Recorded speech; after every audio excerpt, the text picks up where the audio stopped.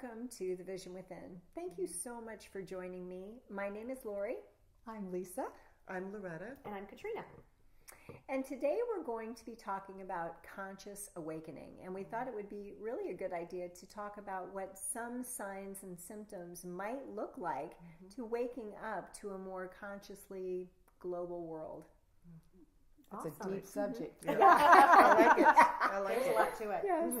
So I'll kick us off. Okay, great. I can tell you that for me, my awakening started at a young age. I was brought up in a traditionally Catholic home.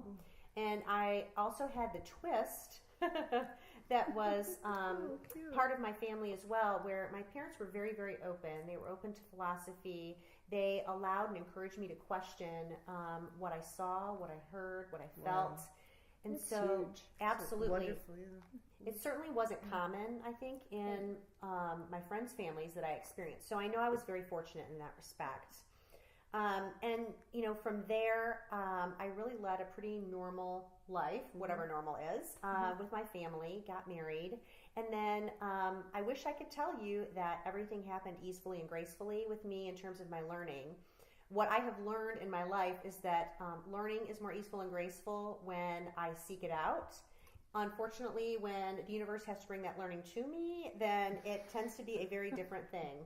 Yeah. So in 2003, I was divorced, which was a really, really challenging time in my life, as you can imagine. Right. And then in 2004, I was diagnosed with chronic illness in the form of cancer. Oh, wow. And so I remember really vividly that the first 24 hours when I was diagnosed, I was very fearful. I was scared.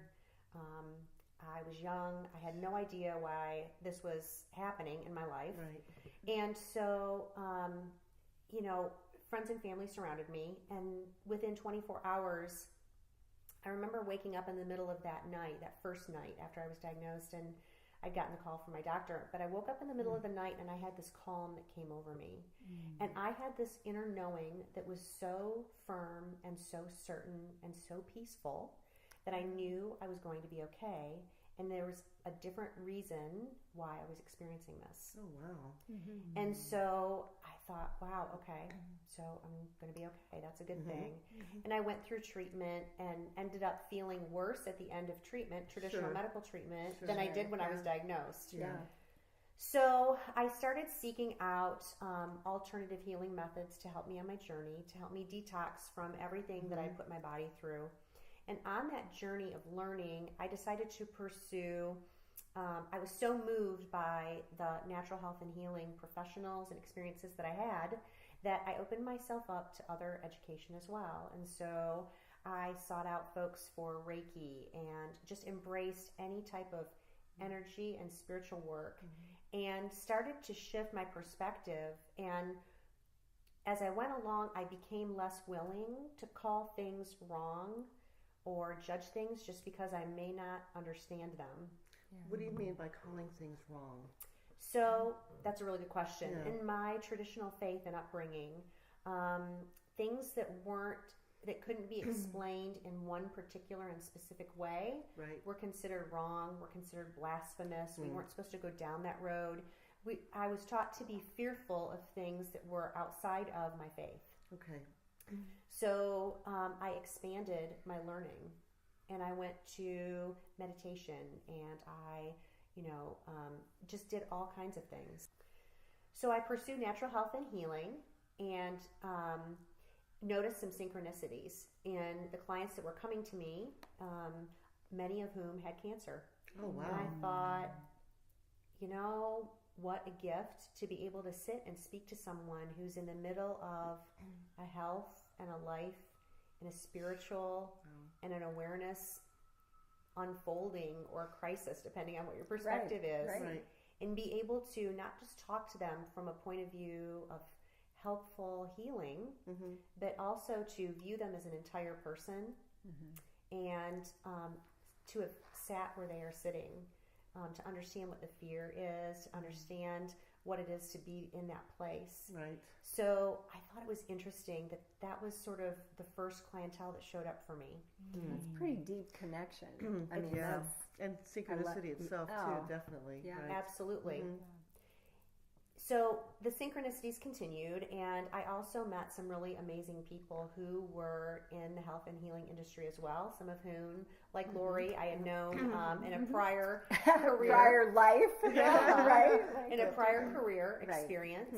And we met again, and, just all of these wonderful people who were looking for connection, who were expanding their hearts, who were really opening their lives to possibilities of what their next step would be. So all of these synchronicities were happening, and then I got some pretty big shifts. And so one of the things that happened was that I was sitting talking to a girlfriend after a class that was happening in the space of my business. I had a classroom space as well. Oh, wow. Classroom space as well. So there had been a class, and I was talking to a friend afterward, and she said, "Oh my gosh, I didn't know that you were also an only child. I'm an only child too." She said, "We can be the lonely onlys together."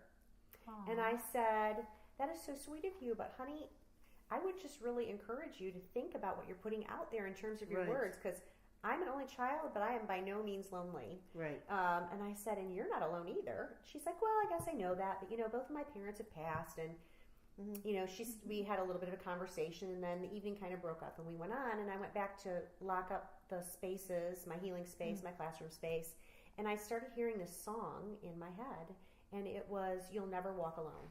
Oh, wow. Okay. And it was beautiful, and I thought, oh, how lovely.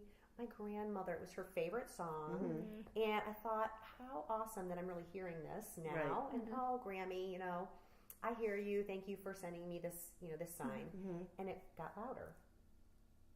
Inside your head. Inside my head, the song got louder, Wow. and I thought, I actually said out loud, okay, clearly this is not for me. And I'm thinking, is this really happening? Like, okay. Yeah. And I think this was 2014. Okay. So my friend said, she had already gone, but I said to myself, who is this for? Is this for me? And I just knew, no, this is not for you. And I said, is this for B, my friend B? And the song got louder. And it was the most beautiful music I think I've ever heard in my life. And I thought, I said out loud again, okay, I will call her when I get in the car. And it got louder, and it was the only thing I could focus on. Wow. And I thought, whoa, okay. So I stopped what I was doing, and I called her right that minute, and she was driving home. And I said, B, you're going to think I'm nuts. Because, thinking I had to be crazy. Right. Total disclaimer and disclosure, right? So I said, B, you're going to think I'm nutty, but here's what's going on. Ever since you and I talked, soon after, I started hearing this song. And I thought, it was my grandmother's favorite song. I thought it was for me. And what I learned was it wasn't for me. It was for you. And she said, well, what song was it? And I said, it's an old spiritual song. I don't know if you're going to be familiar with it. It's "You'll Never Walk Alone." And she said, oh my goodness. Wow. And she burst into tears. Oh, wow. And I said, honey, are you okay? Do you need to pull over? And she said, I think I'm going to have to. And she pulled over, and she said, Kat, I played the piano as a child, and my first major recital is at 14, big deal, big auditorium, a lot of people. My parents and my grandparents were there.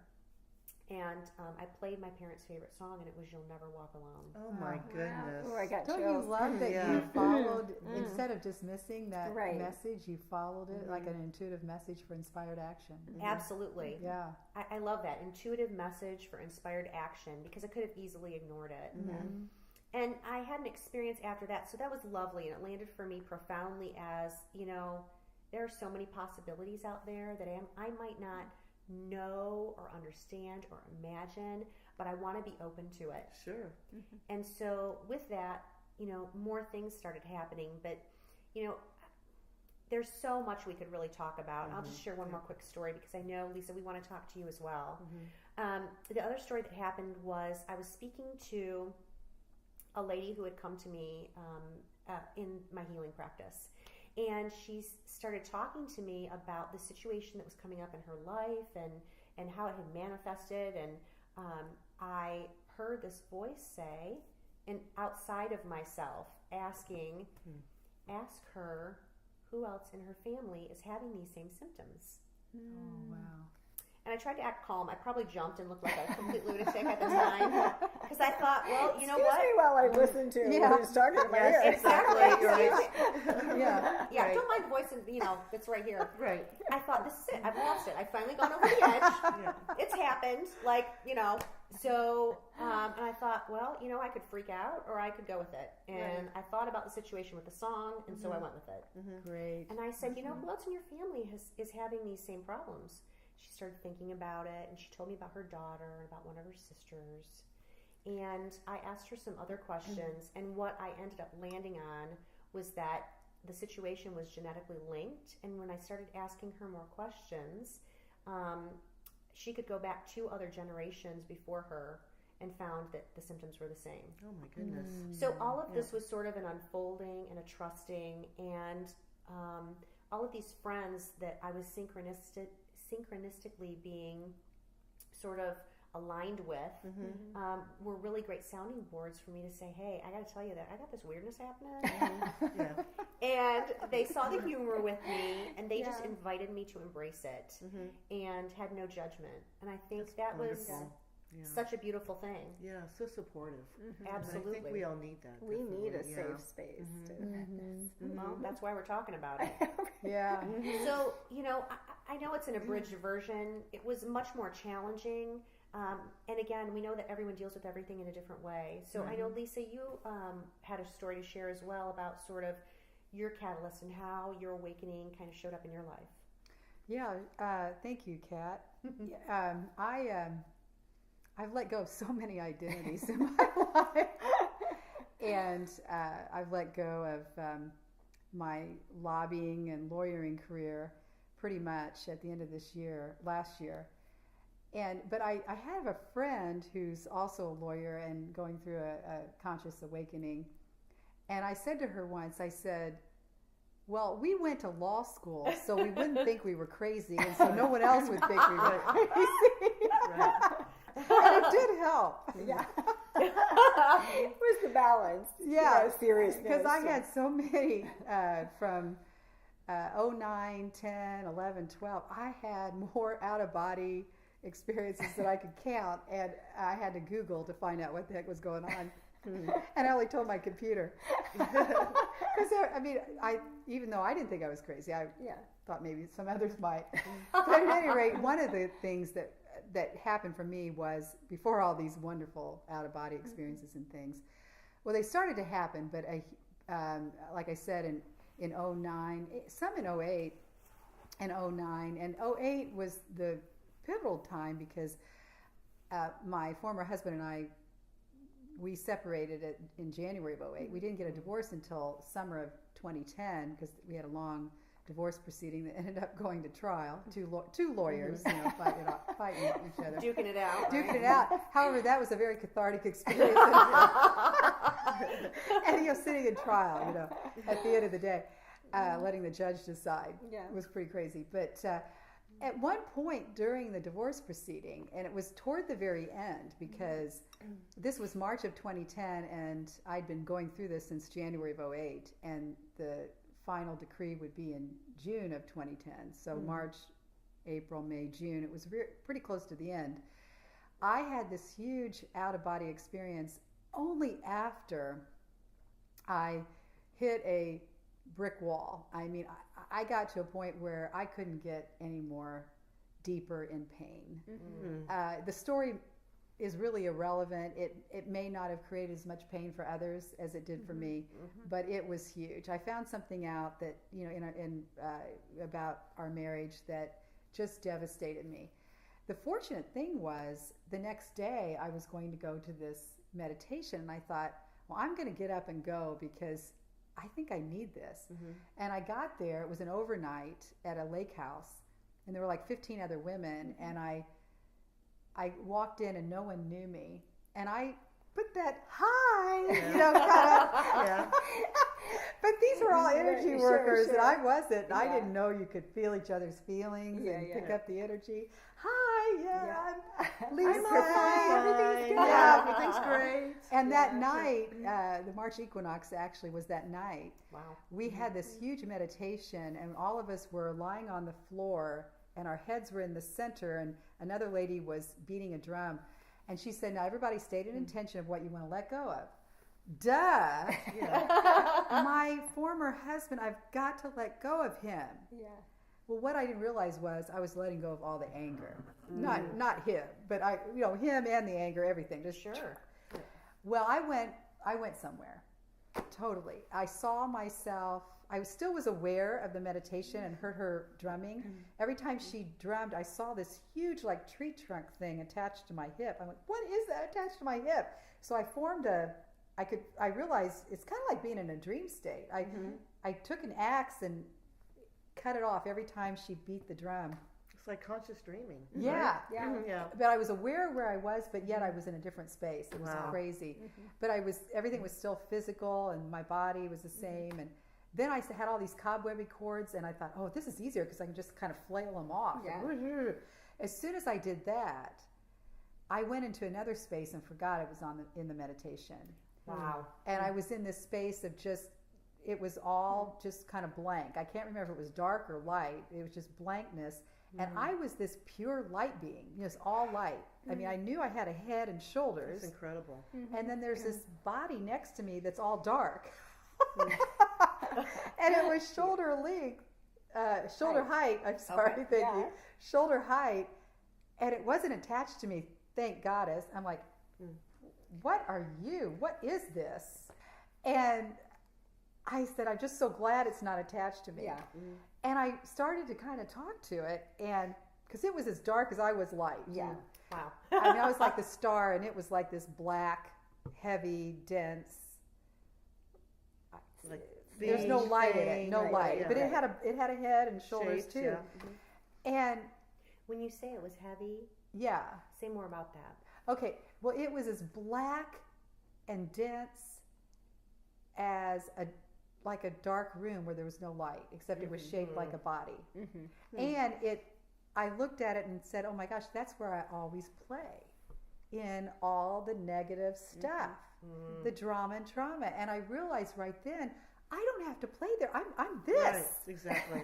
And I heard power, not manipulative, but I heard I can create with the power of where I am now. This is where it's at, of power of love. Right. And as I started to realize all that and realize I wasn't attached to this, it shrunk to like, if there was a floor, which there wasn't, to like 5 inches. Wow. And so just then, of course, everyone wants a white horse to come flying in. Well, it did. It came in with a blue diamond on its forehead, which I found out later was a third eye, and whatever. I knew nothing. I had to Google everything afterwards. But at any rate, but boy, did I learn quickly what all the jargon was and all the words. But so it came flying in and asked if I wanted to get on its back and go flying off with them. And I'm like, and leave this poor thing behind? It needs me. But it's only 5 inches on the ground. Interesting. Oh my goodness. Yeah. And I said, and I said, I don't think so. And he said, well, and then he was very telepathically, we were communicating. He was very sweet to ask again. Oh, he gave me a second chance. And I looked down at the body and I said, is it okay if yeah, you can go. Because really, they want to go home. We're the ones that enslave them, So I said, I love you. I'm going to leave now. Okay, fine, go. And I jumped on the horse, my light body. I don't know how I did it, but I jumped on the horse and off we flew somewhere. And then I kind of came back, woke up or whatever. I wasn't asleep, but I came back into the meditation. And the last thing I'll share is I go to sleep because it was 11 o'clock at night by that time. I was talking to a few people. But the next morning, all these people I just met the day before, we're having breakfast and everything. And one after the other said, you are not the same person you were yesterday. Wow. I'm like, what? I faked it pretty well. So there was a huge energy shift. That's Wow. awesome. Yeah. How long do you think that the whole experience actually was? Like during the meditation when you were getting on the white horse? Good question. I mean, how long do you think? I bet no more than 10 or 15 minutes. Wow. Yeah. Wow. But everything happens so much more. I mean, because there is no time, really, Right. when we're in our Sure. consciousness. You know, we can actually go through, hours of experience within a 15-minute span. Right. Yeah. That sounds like you had some really detailed, in-depth experience during that. Yeah, and the catalyst was to go in such deep pain that I was ready to allow this anger to go back where it belongs. It wants to go, but I've just been attached. I didn't want to detach from it. Right. And then when I consciously took the axe and started to cut it off, it didn't resist. It was ready to go. And I wasn't the same after that. I have a question. I'm just sort of wondering how you felt in your physical body that next morning. You know, when everyone was telling you, "Oh my gosh, you're so different." Right. Did you feel different? Did it feel different inside your body? I felt so different immediately after. First of all, did you guys have No, I don't know what you're talking about. Did y'all see the white horse? Yeah. Right? He came right up. Yeah. Well, I'd had several metaphysical experiences and things before that, but this was one of the most profound, and I think always will be, because it really catapulted me. Right. I let go of a boatload. I mean, a shipload. Maybe an earth load. Yeah. Wow. Maybe a solar system load of anger and all my simultaneous lives. Yeah. Yeah. That's great. Yeah. So don't you think it happens for everybody differently, like we talked about in the beginning? Definitely. I heard a really good line, and I want to say it was from Deepak Chopra. It was on one of the annual Hay House interviews, and they said that there is, I know it was Dr. Wayne Dyer, and he said there is an infinite number of ways of waking up, just like there's an infinite number of beings here. You know, so I thought that was beautiful, so that I know, I gave up thinking mine looked like anybody else's, because it just didn't, it just didn't. I have a question though, real quick.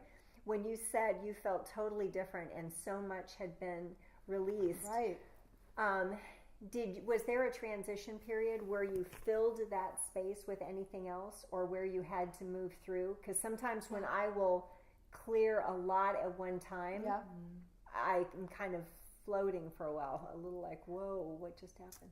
I'm just not the type to realize that I need to, go through something. I just sort of, now I do more. I rest more and take salt bath water baths. So I can't recall, because the whole 2.5 years was a huge struggle. Yeah. But this was toward the end, and I remember just something popped in my head, so I'm going to let you know this. So I got to know my divorce lawyer really well. He's one of the top lawyers in town. And I said to my lawyer, now we're going to trial, because Kevin and I couldn't work it out. Right. And he said, yeah. And I said, now I'd like this to be light filled. He's like, but he knew me well enough. Right, and he still said, light filled? It's a divorce trial. Yeah. Do you know how this is going to roll? I don't think I could have I wouldn't have been in that space had this not happened a few months before, a couple months before. Right. Yeah. Wow. Yeah. That's great. So Talk about a second catalyst, right? Yeah.